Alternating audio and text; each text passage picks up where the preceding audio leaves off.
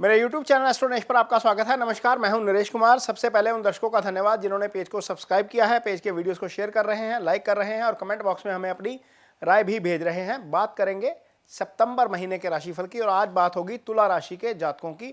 तुला राशि के जातकों के लिए सितंबर का महीना कैसा रहेगा, उनकी हेल्थ कैसी रहेगी, उनका कारोबार कैसा रहेगा, अर्निंग्स कैसी रहेंगी, उनके रिलेशनशिप कैसे रहेंगे और उनका जो स्टडीज़ हैं वो कैसी रहेंगी, इसके बारे में चर्चा करेंगे। लेकिन सबसे पहले ये बताएंगे कि गोचर कैसे होगा और गोचर का उनकी कुंडली में उनकी राशि में क्या असर पड़ेगा। तो ये जो कुंडली आप लगी हुई देख रहे हैं ये 1 सितंबर के दिन की कुंडली है। 1 सितंबर को ग्रह स्थिति कुछ इस तरीके से चल रही है तुला राशि के जातकों के लिए। तो केतु चंद्रमा के ऊपर से गोचर कर रहे हैं, शनि और चंद्रमा पंचम में गोचर कर रहे हैं। ये गोचर शुभ नहीं है, शनि का गोचर पंचम में शुभ नहीं होता। गुरु का गोचर शुभ है सप्तम में, राहु का गोचर शुभ नहीं होता सप्तम में, शुक्र दशम भाव में शुभ गोचर में नहीं है, सूर्य 11वें भाव में शुभ गोचर में है और बुध शुभ गोचर में नहीं है, मंगल जो है वो 12वें भाव में शुभ गोचर में नहीं है। तो कुल मिलाकर सूर्य और गुरु दो ऐसे ग्रह हैं जो आपके लिए अच्छे गोचर में चल रहे हैं, जिनका आपको अच्छा रिजल्ट मिलेगा। तो 4 सितंबर को क्या होने जा रहा है, 4 सितंबर को शुक्र यहाँ पर वक्री चल रहे हैं, ये मार्गी हो जाएंगे। अब लगन के स्वामी का मार्गी होना और कर्म स्थान में जाकर मार्गी हो जाना आपके लिए अच्छा है। गुरु मार्गी चल रहे हैं, ये वक्री हो जाएंगे 4 सितंबर को। यहाँ पर गुरु आपकी कुंडली में तीसरे और छठे दो भावों के स्वामी हैं, यानी कि जो तत्कालिक प्रभाव है गुरु का वो कुंडली में शुभ नहीं होता आपकी कुंडली में तुला राशि के जातकों के लिए। लेकिन इसका वक्री हो जाना एक तरीके से, यदि कुंडली में वक्री स्थिति में है तो आपको उसका अच्छा फल मिलेगा, यदि नहीं वक्री है तो हो सकता है कि आपको इसका अच्छा रिजल्ट ना मिले। शुक्र दशम भाव में गोचर कर रहे हैं और आपकी कुंडली में इसके अलावा जो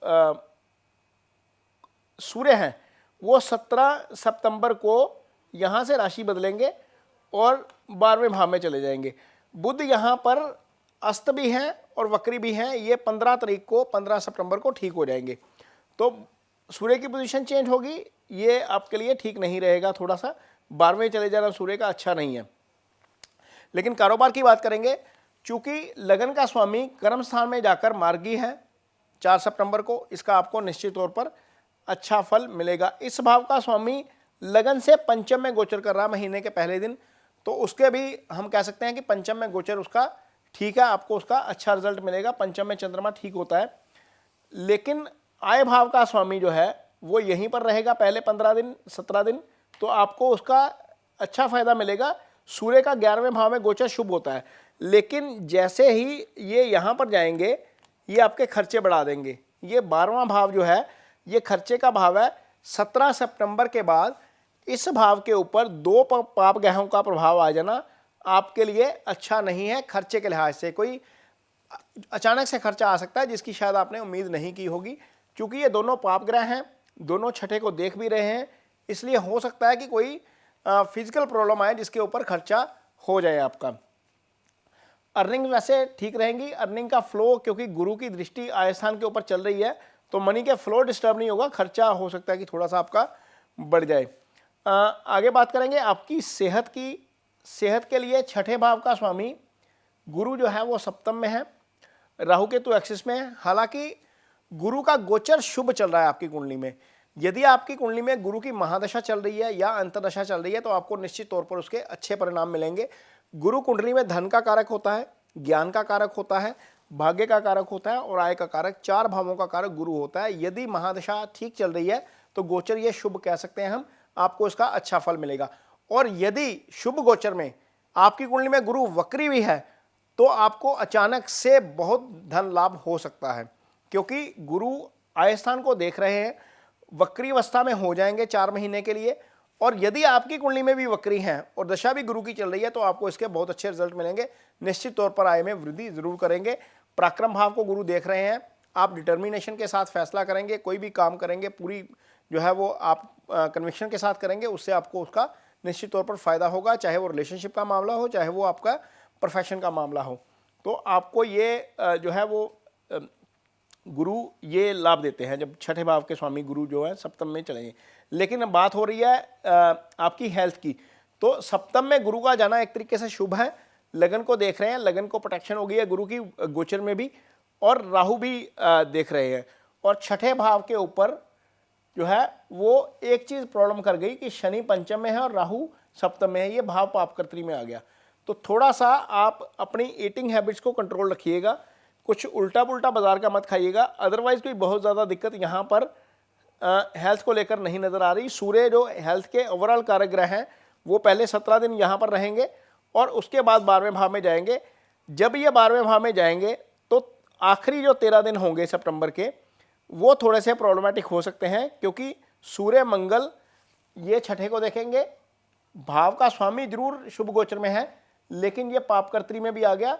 तो 13 के बाद थोड़ा सा ध्यान रखिएगा, 17 के बाद 13 दिन के लिए। अदरवाइज आपके लिए समय अच्छा रहेगा सेहत के लिहाज से। रिलेशनशिप की बात करेंगे तो इस भाव का स्वामी सप्तम का जो मैरिड लोग हैं वो चला गया मंगल 12वें भाव में, और 12वें भाव में जाता है तो अपने से छठा चला जाता है। ये वैसे ही राहु केतु एक्सिस में चल रहा है।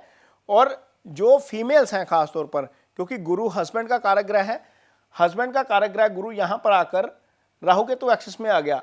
अब देखिए लगन के लिए तो शुभ हो गया, लेकिन सप्तम के लिए खराब हो गया। तो सप्तम के लिए थोड़ा सा आपको तालमेल के साथ करना पड़ेगा। कुछ ऐसी चीज़ें दिमाग में आएंगी जो शायद नहीं हुई हैं और उसके ऊपर आपका रिएक्शन आ जाए। कई बार ऐसा होता है कि हम चीज़ों को अज्यूम करते हैं, कल्पना करते हैं, और उस कल्पना के ऊपर हम प्रतिक्रिया दे देते हैं। वो प्रतिक्रिया से बचना है, इससे रिलेशनशिप आपका ठीक रहेगा। अदरवाइज जो मैरिज का कारक ग्रह है और लगन का स्वामी है वो शुक्र है, और वो उसकी पोजीशन ठीक हो जाएगी। ये एक पॉजिटिव पॉइंट जरूर है रिलेशनशिप में। अदरवाइज सप्तम के स्वामी का 12वें चले जाना, अपने से छठे चले जाना, सूर्य के साथ चले जाना, वो अच्छा नहीं है आपके लिए रिलेशनशिप के लिहाज से। जहाँ तक सिंगल्स की बात है तो शनि के पंचम में गोचर करने से वो भाव मजबूत हो गया है, और बुध की दृष्टि है उसके ऊपर। बुध आपकी कुंडली में भाग्यस्थान के स्वामी है। इसका मतलब यह है कि कहीं ना कहीं सिंगल्स के लिए अपॉर्चुनिटी बन सकती है। सितंबर महीने में कोई ना कोई लाइफ में आ सकता है। यदि आप ऑलरेडी एंगेज हैं किसी के साथ आपकी ट्यूनिंग है, अंडरस्टैंडिंग है, तो हो सकता है कि आपको उसका अच्छा जो है उनके साथ समय बिताने का मौका भी मिले। जहाँ तक स्टूडेंट्स की बात है तो स्टूडेंट्स के लिए समय अच्छा है। बुध पंचम को देख रहे हैं, पंचम भाव हायर स्टडी का भाव है, बुध एजुकेशन के कारक ग्रह हैं। गुरु लगन को देख रहे हैं, यानी कि चंद्रमा को देख रहे हैं, तो गुरु भी प्रैक्टिकल एजुकेशन के कारक जो हैं वो गुरु होते हैं। तो निश्चित तौर पर स्टूडेंट्स का समय अच्छा रहेगा। कॉलेज में आपके मनपसंद कॉलेज में आपको एडमिशन हो सकता है मिल जाए। यदि आप कोशिश कर रहे हैं कहीं पर भी किसी अच्छे कॉलेज में, तो आपके लिए ये समय अच्छा है। ये वीडियो आपको कैसा लगा इस पर कमेंट बॉक्स में अपनी राय जरूर दीजिए। यदि वीडियो अच्छा लगे तो इसे शेयर जरूर करिए, पेज को सब्सक्राइब जरूर करिए। इसके साथ ही मुझे दीजिए इजाजत। नमस्कार।